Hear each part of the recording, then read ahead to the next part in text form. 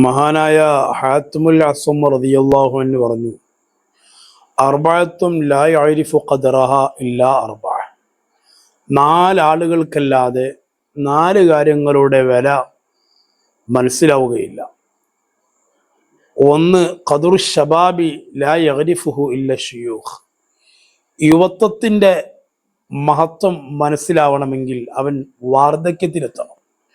പ്രായമുള്ള ആളുകൾക്ക് അറിയൂ യുവത്വത്തിൻ്റെ വില. കാരണം യുവാവായി കൊണ്ടിരിക്കുമ്പോൾ അവർ നന്നായി ഉഷാറായി ജോലിയെടുത്ത് ഇബാദത്ത് ചെയ്ത് ഓടിച്ചാടി നടന്നിരുന്ന കാലമായിരുന്നു. പക്ഷേ പ്രായാധിക്യം വന്നപ്പോൾ അവർക്ക് വേണ്ട രൂപത്തിൽ ഓടിച്ചാടി നടക്കാൻ കഴിയുന്നില്ല, ഇബാദത്തുകൾ ചെയ്യാൻ കഴിയുന്നില്ല, പഴയതുപോലെയുള്ള ഒരു ഊർജം ലഭിക്കുന്നില്ല, ആവേശത്തോടുകൂടെ കാര്യങ്ങൾ ചെയ്യാൻ കഴിയുന്നില്ല. അപ്പോൾ പ്രായമായാലേ അവർക്ക് യുവത്വത്തിൻ്റെ വില അറിയുകയുള്ളൂ. രണ്ടാമതായിട്ട് പറഞ്ഞു, ഖദറുൽ ആഫിയത്തി ലാ യഅരിഫുഹു ഇല്ലാ അഹ്ലുൽ ബലാ. ആഫിയത്ത്, ആരോഗ്യം, അതിൻ്റെ മഹത്വം അറിയണമെങ്കിൽ രോഗി ബലാഹുകളെ കൊണ്ട്, പ്രയാസങ്ങളെ കൊണ്ട് പരീക്ഷിക്കപ്പെട്ട ആളുകൾക്കേ അറിയുള്ളൂ.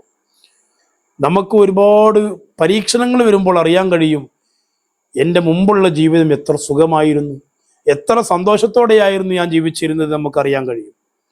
അതേ സമയത്ത് ഒരു പ്രയാസവും പ്രതിസന്ധിയും ഇല്ലാതെ സന്തോഷത്തോടുകൂടെ ആഫിയത്തോടുകൂടെ ജീവിക്കുന്ന കാലമാണെങ്കിലോ നമുക്കൊരിക്കലും നമ്മുടെ പ്രയാസങ്ങളെ, നമ്മളെ ആഫിയത്തിൻ്റെ സുഖങ്ങളെക്കുറിച്ച്, അതിൻ്റെ വില എന്താണെന്ന് നമുക്കറിയാൻ കഴിയുകയില്ല.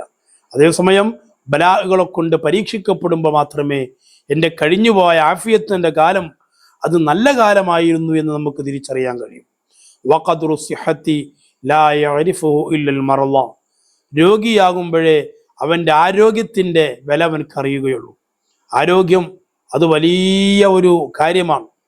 ആരോഗ്യമുണ്ടാവുക എന്ന് പറഞ്ഞാൽ വലിയൊരു ഭാഗ്യമാണ്. ആരോഗ്യമുണ്ടെങ്കിലേ ജോലി ചെയ്യാൻ പറ്റുകയുള്ളൂ, ഇബാദത്ത് ചെയ്യാൻ പറ്റുകയുള്ളൂ. എല്ലാ കാര്യങ്ങൾക്കും ആരോഗ്യം വേണം.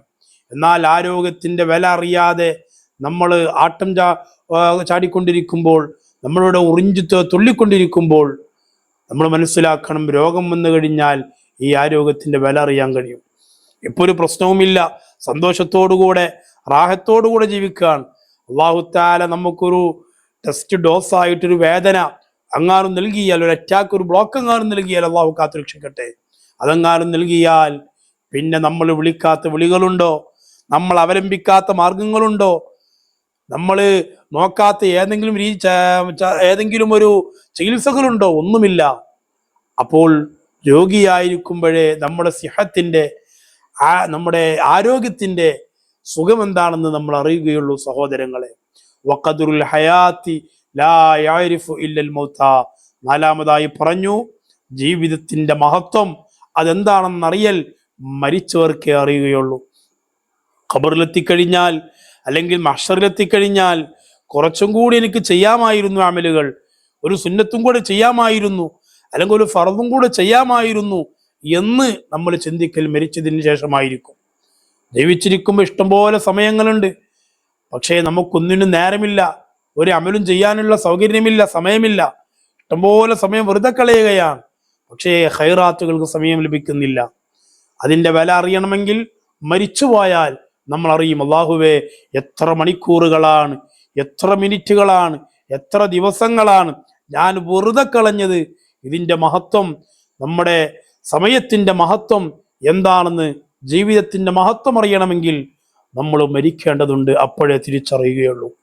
ഈ 4 കാര്യങ്ങൾ വരുന്ന മുമ്പ് ഈ 4 കാര്യങ്ങളും മനസ്സിലാക്കി നല്ല നിലയ്ക്ക് ജീവിക്കാൻ നമുക്ക് കഴിയണം.